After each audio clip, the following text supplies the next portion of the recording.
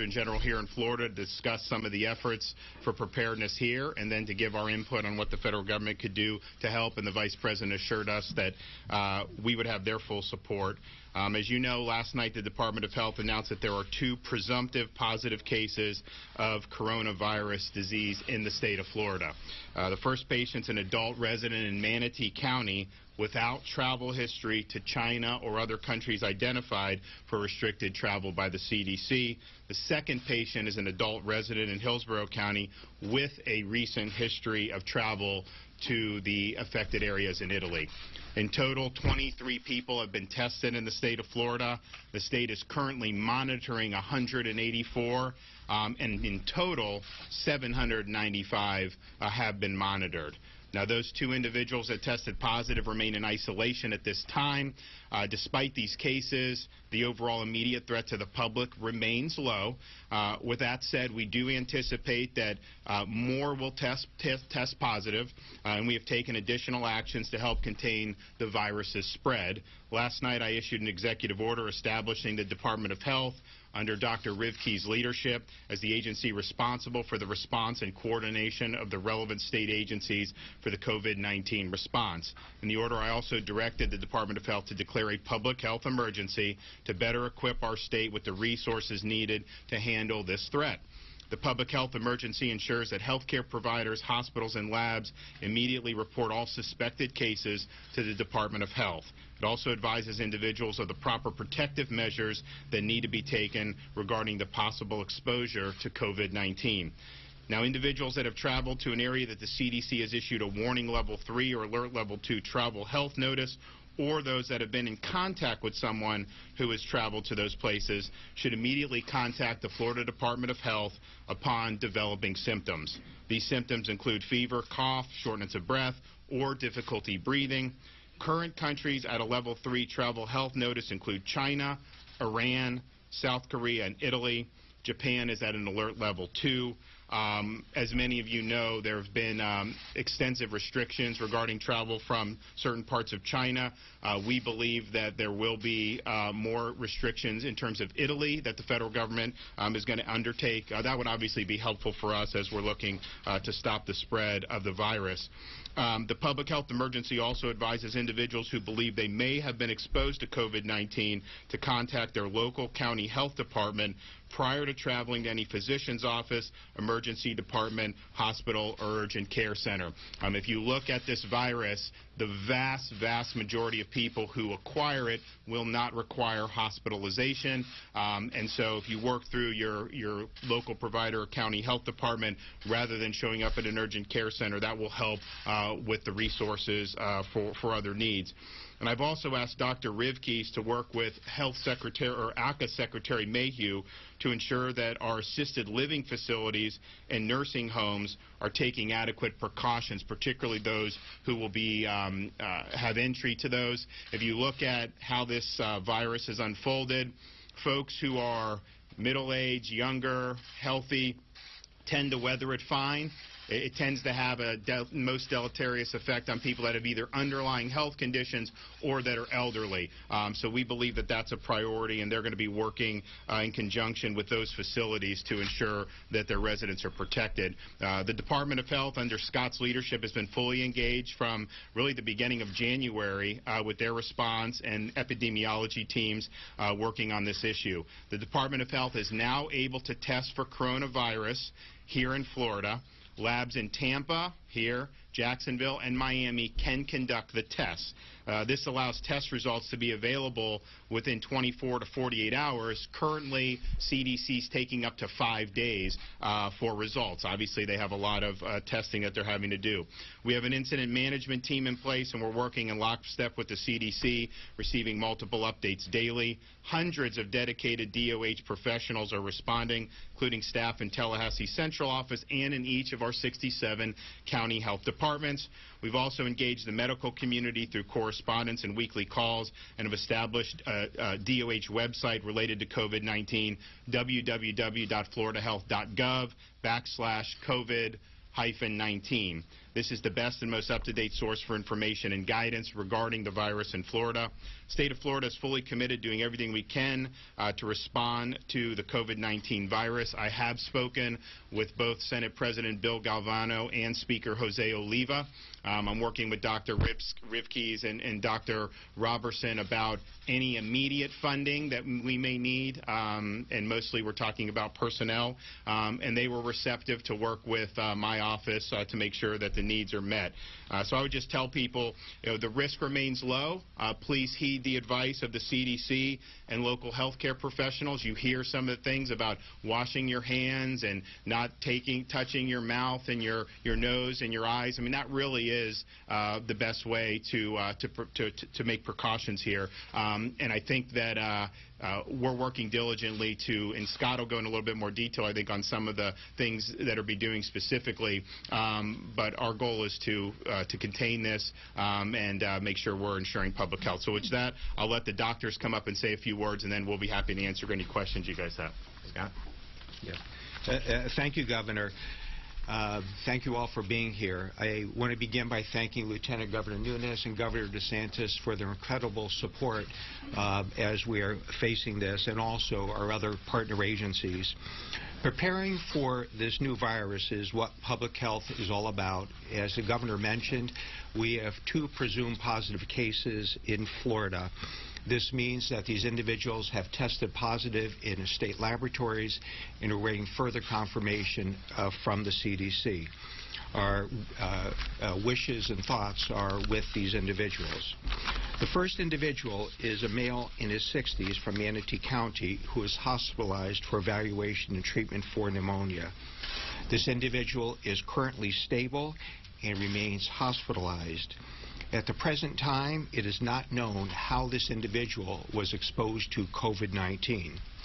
The Florida Department of Health is working closely with this individual, his close contacts, and healthcare providers to isolate and monitor any individuals who may have come in contact with this virus. And we will be implementing testing of any individual who may develop symptoms of COVID-19, which is shortness of breath, fever, or a cough. The second patient is a woman in her 20s from Hillsborough County who recently returned from northern Italy. Northern Italy is a site of a large outbreak of COVID-19. This individual is currently stable and remains under continued isolation and medical care at home. The Florida Department of Health is working closely with this individual, her close contacts, healthcare providers to isolate and monitor individuals who may have been exposed. COVID-19 is a respiratory virus transmitted like the flu. Symptoms of COVID-19 are fever, cough, and shortness of breath. Symptoms may occur as soon as 2 days after exposure or as long as 14 days. As the Governor mentioned, most individuals with COVID-19 will have a mild case. 80% of individuals will be able to be treated and observed at home. Up to 15% of individuals may have a more severe case requiring hospitalization. Up to 5% of individuals, this may be especially severe. In the elderly, and those individuals with underlying medical conditions like high blood pressure, heart problems, obesity, and diabetes may be more prone to develop serious complications should they contract COVID-19. There is no vaccine to prevent COVID-19. At the present time, we do not have any medications to treat COVID-19. Thus, care is supportive. Since we have 2 presumptive positive cases of COVID-19 in Florida, I would like to announce several measures for our residents and visitors to follow. First, regarding travel. Before planning overseas travel, please refer to the CDC website, which identifies areas of travel concern. In addition to China, there are currently large outbreaks of COVID-19 taking place in northern Italy, South Korea, and Iran, with more than 1,500 cases there. If you are returning from these areas, we are asking that you self-isolate for 14 days after returning Please refer to the Department of Health website for what this involves. This applies going forward to individuals returning from these areas and from individuals who have returned from these areas within the past 14 days. If you are self-isolating and become ill, please contact the county health department or your health care provider before seeking medical attention. We'll be sure that guidances and proper protection are taken when we obtain your samples. Regarding healthcare workers in medical facilities, all healthcare facilities and healthcare providers are asked to review the expanded definitions as to when to consider COVID-19 in an individual. This includes individuals returning from areas of global high outbreak within the past 14 days and lower respiratory disease symptoms. This includes individuals returning from China, South Korea, Iran, Italy, and some parts of Japan. We also are now including individuals who have new onset lower respiratory disease without a known cause as individuals who should be considered for COVID-19.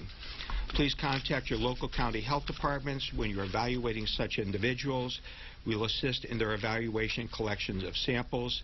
As the governor mentioned, we are now doing testing in Miami, Tampa, and Jacksonville. Healthcare providers and workers are reminded that all individuals who are being evaluated either in the outpatient or inpatient setting for lower respiratory tract illnesses should have respiratory or aerosol precautions in place. Please refer to CDC and DOH guidelines for this. We need to protect our healthcare workers from getting COVID-19. Regarding nursing homes and other residential facilities, recently, an outbreak of COVID-19 was reported in a nursing home in the state of Washington. Please review your visitation policies and consider restricting visitations. Please screen all visitors for being ill and restrict anybody with any sign of illness from visiting. Universities. Colleges and universities are areas of high-density interactions and housing, and many have international programs, as do some secondary schools. Please refer to CDC guideline travel restrictions. If you have students returning from high outbreak areas, please assist these individuals in self-isolating for 14 days after their return.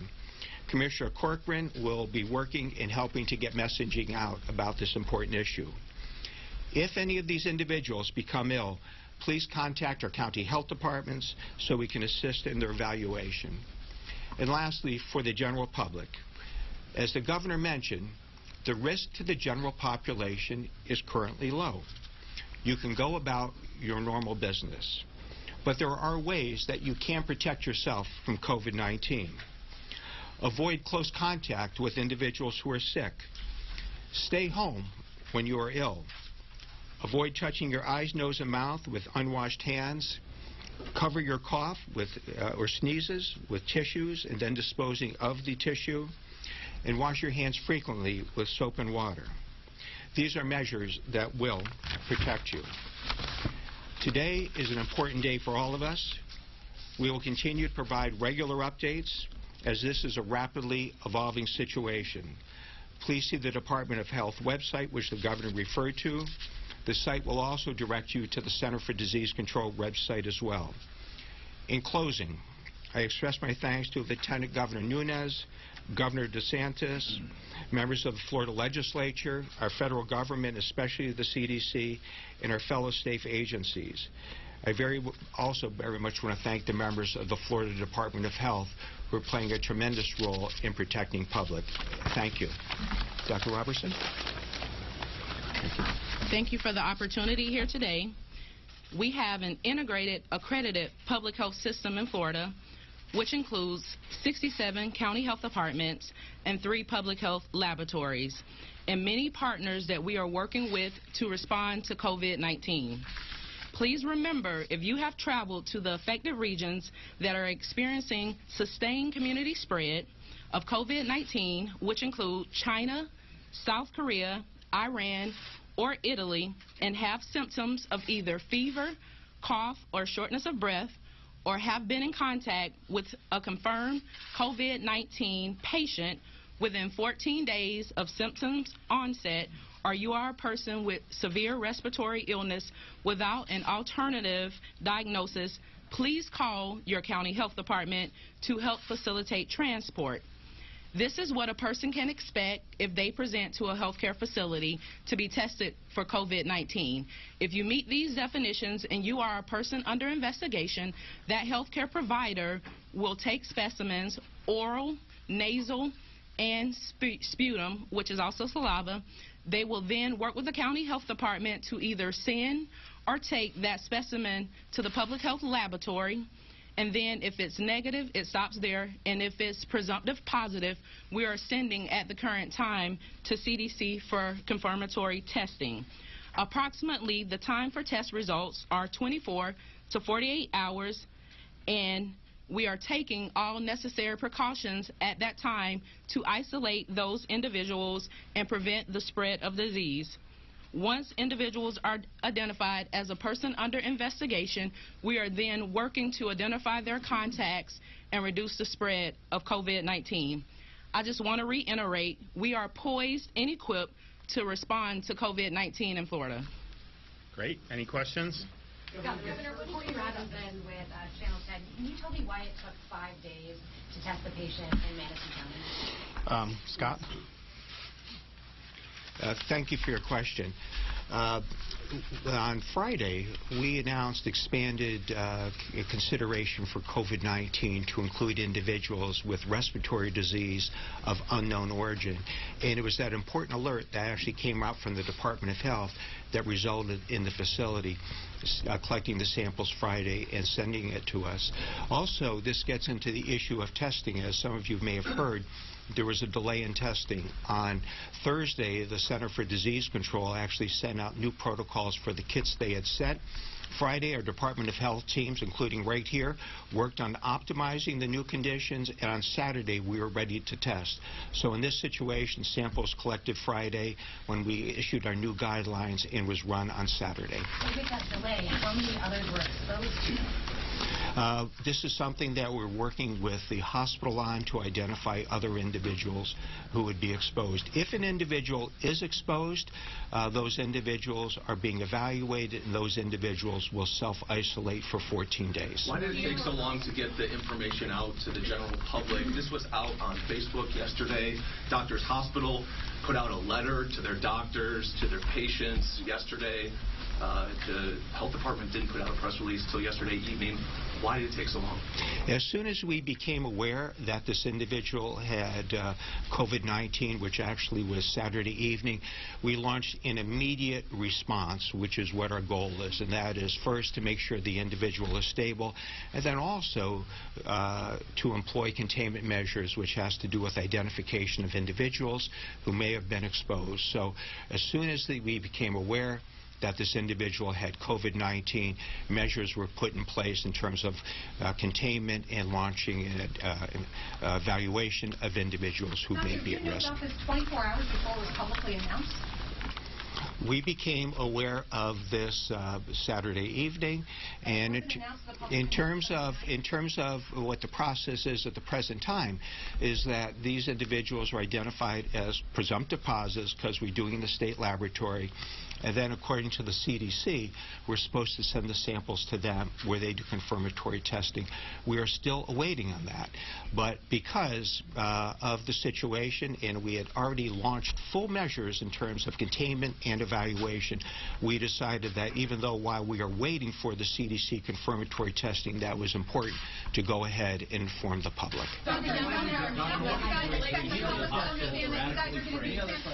waited 24 hours to let the public know. That she's not trained in dealing with this virus. What are you doing to ensure that hospitals are individually trained so that their healthcare professionals can deal with this crisis? That's a very important question, and this is a point that we actually had commented on. So starting 3 weeks ago, we have had weekly calls with the healthcare community in the state of Florida. We knew this was coming, and having individuals be prepared. So we, right from the very beginning, have asked the institutions to refer to their planning, respiratory precautions, make sure they have enough protective equipment, and so the procedures are in place so that the healthcare workers can be protected.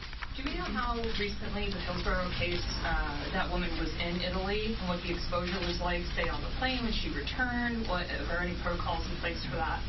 I don't have information at the present time, but we're working with CDC and our health department as far as evaluating all of those issues. How many of them involve travel? So in terms of individuals that we are currently following, so let me break it down to a couple of different categories.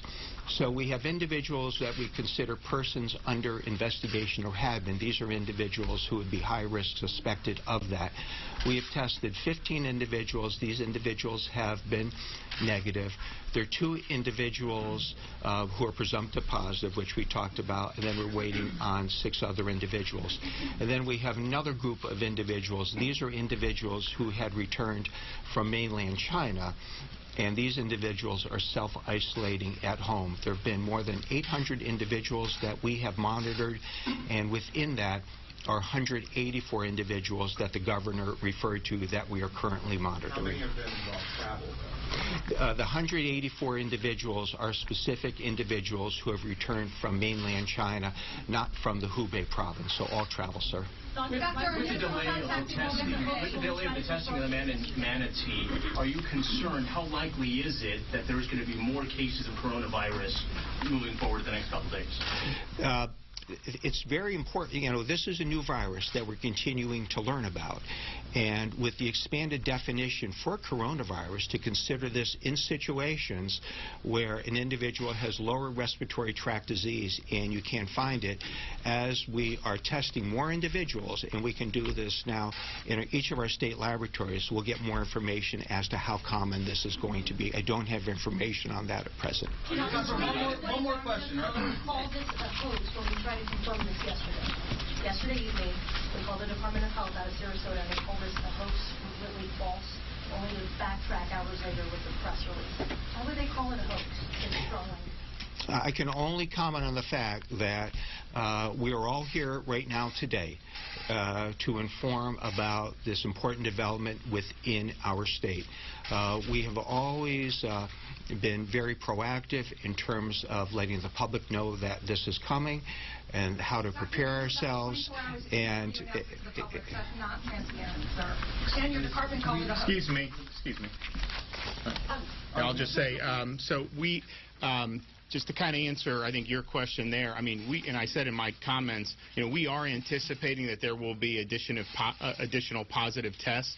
You know, the gentleman that was hospitalized did not, before the CDC guidance change, fit the criteria where you would test for COVID-19 because he had not been exposed to travel, and we don't think he had been exposed necessarily to people who had been, although I think that that's under investigation. And so the follow-on for that will be we think that there will likely be more.